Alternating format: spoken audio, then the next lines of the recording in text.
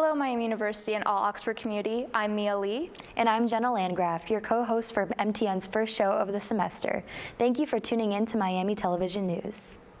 And though this semester may look different with coronavirus, we as MTN must go on and want to support all of you everywhere and wherever you are. In most recent campus news, President Crawford sent out an email September 9th on how residents will complete Phase 3 of moving into resident dorms and resuming in-person classes.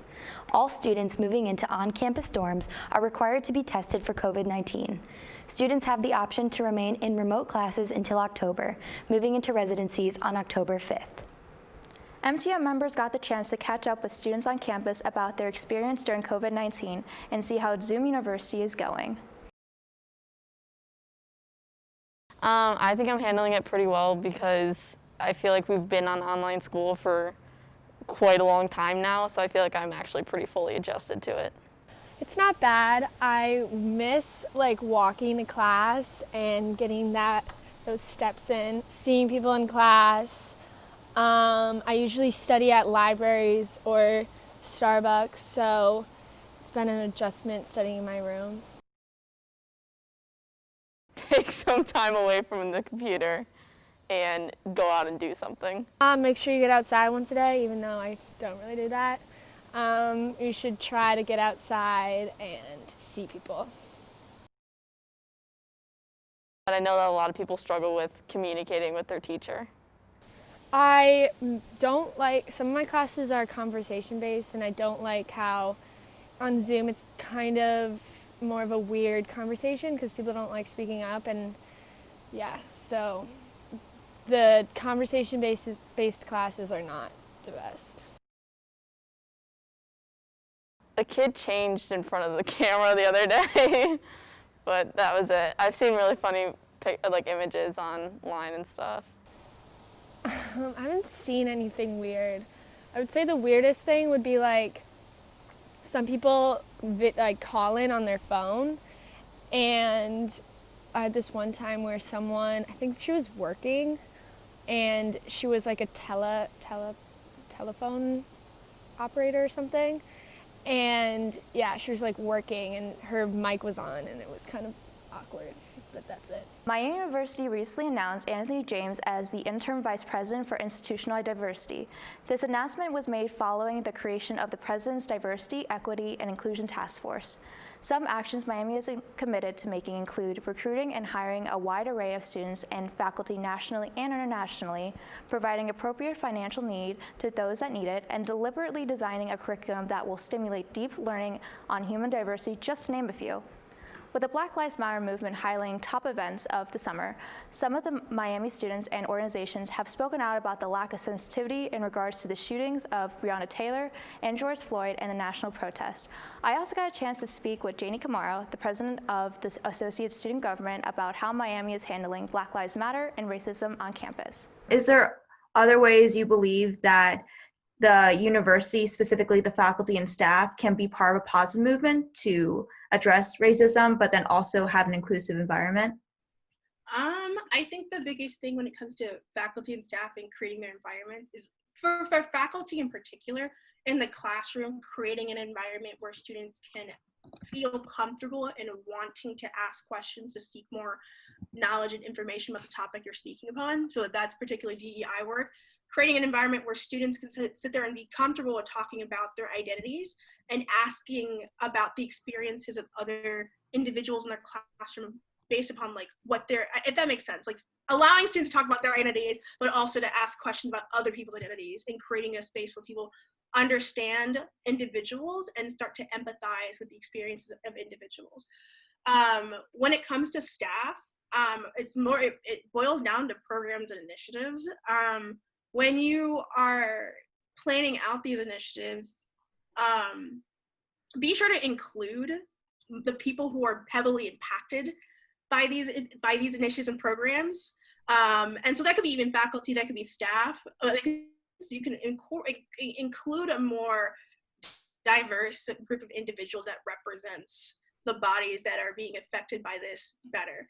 But when it comes to being in in a larger setting, using inclusive language, inviting students in, inviting other faculty members in, inviting those who are usually not engaging with DEI work into these conversations, and helping them understand that basic understanding of like DEI and empathy, because I think DEI also boils down to having empathy and the capacity of being empathetic towards people who don't experience the same things and are of marginalized communities.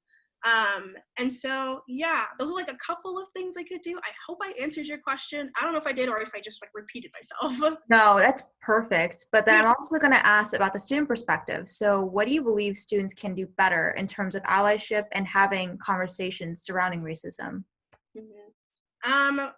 On one side of having conversations of racism, calling out your friends, but not in an attacking and like aggressive way, kind of like stopping your friends and asking like if you're in that space, saying, hey, why do you think that? Or even explaining to them why that ideology and mindset is impacting marginalized communities negatively and are putting these negative perceptions onto them. And so challenging your friends essentially, but also having open conversations about your experiences on this campus. It doesn't have to be necessarily your life. It could be just your time at Miami, because everyone experiences a diverse range of things at Miami. Another thing is I always recommend people to go to events outside of your own community. Go explore. We have 19,000 students. Explore. You're in college. Think of college as like, in your like fourth grade science classroom, when like that one guy comes with the animals and all the kids are asking questions. That's what you should do in college. You should be always asking questions, exploring more. And so going out of your own community and reaching out to people who you don't necessarily talk to. And I know this is like stuff that people tell you all the time, but it does actually work. Like everyone always said, like, go talk to someone new. It actually works. Like saying hi and like sitting down and getting coffee with someone who you kind of know but want to get to know helps with breaking down these barriers and building these bridges amongst these different communities at Miami. Another big thing is when it comes to students, I would also suggest, like if you're a student leader or of a student group, working with student groups who are outside of your own identity. So getting even Greek Life, working with our multicultural organizations, getting our academic organizations that usually have a larger population of white students, and working with our like academic organizations of color. So like we have our like Black psychology organization and everything along those lines. It's doing some cross-cultural connections and bridging these gaps here. And so those are like the recommendations I would give to students, because community is important, especially this year virtually. We are all we have right now as we are dealing with COVID as a campus. And so looking inward, not only with yourself, but looking inward as a campus and relying upon the people who are around you, but also seeking out new individuals and new connections is what we can do right now in order to get through this together. Students begin to plan their winter and semester terms usually around this time, but with classes slowly moving to in-person, study abroad is still on a hard pause.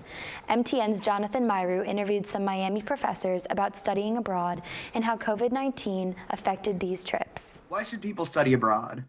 Well, studying abroad gives you not just practical experience, but also cultural experiences. But when students get free time to explore, they can get all the other cultural experiences. It has to do with food, it has to do with theater, it has to do with going to different locations and meeting people in their particular culture, and just getting to experience being around people of in a different location. It's all entwined in how we learn and how we associate with others. And so, I mean, that's just kind of a broad response to why people should study abroad, but also just travel in general. I mean, I think I'm hoping that people are especially wanting to explore again after we've been holed up for so long, with COVID, that, once, hopefully by next summer, we'll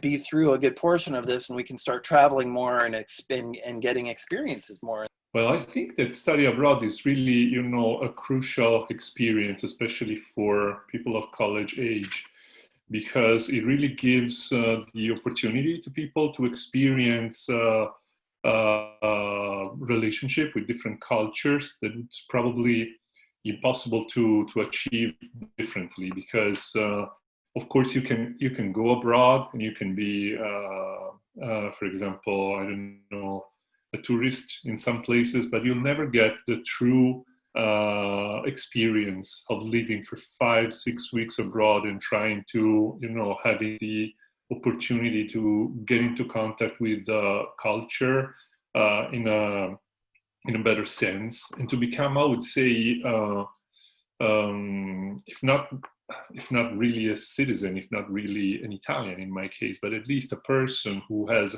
a deeper understanding of Italian culture. In this sense, I guess that especially in a more globalized world, as we are experiencing right now, it is very important to have an intercultural perspective. And studying abroad is, crucial for this, to develop this kind of skills. And do students get their money back? Yes, absolutely, 100%. Yes, that if the program was canceled up to a certain date, by the beginning of October, students receive they're refunded of the entire amount that they have paid. How has the virus affected the plans? So we're a go for now. We could learn somewhere maybe mid-October. It really depends on all the rest of the study abroad programs. But Global Initiatives is pretty much going to make the call. They've given us the green light to go ahead with Inside London for the summer. However, I think it's going to be more of an institutional decision and not so much a departmental decision. So it really is contingent upon the approach to Global Initiatives and how they're initiating their programming. Right. And well, it's simply, it's a disaster. It's a disaster for all of us. It changed our life completely. I think that Miami just did the right thing to cancel the program altogether last summer. And in fact, we did not have a summer program first time since I'm leading these programs because of the virus. Of course, the situation may be a little different for the winter program, because the winter program in January has not yet been canceled. As Election Day approaches, we encourage everyone to vote by requesting absentee ballots or finding voting sites around campus. Make sure to check out the Miami Student for additional information regarding voting. MAP has had several virtual events for students while adapting to COVID-19. Some of these include trivia, virtual escape rooms, and virtual movie nights. Make sure to keep up to date with MAP on their Instagram and open those emails they send us. As some people's favorite part of the fall season is the change in weather or Starbucks pumpkin-flavored drinks, others look forward to sports. Miami sports are being put on hold while steps are taken to prevent COVID-19 from spreading further throughout campus. Even though Miami sports aren't in play, students are still able to get their field of action through the current NFL season. That's all we have for today. Thank you for tuning in to our first show of the semester. I'm Mia. And I'm Jenna. Don't forget to follow us on social media at Miami MTN.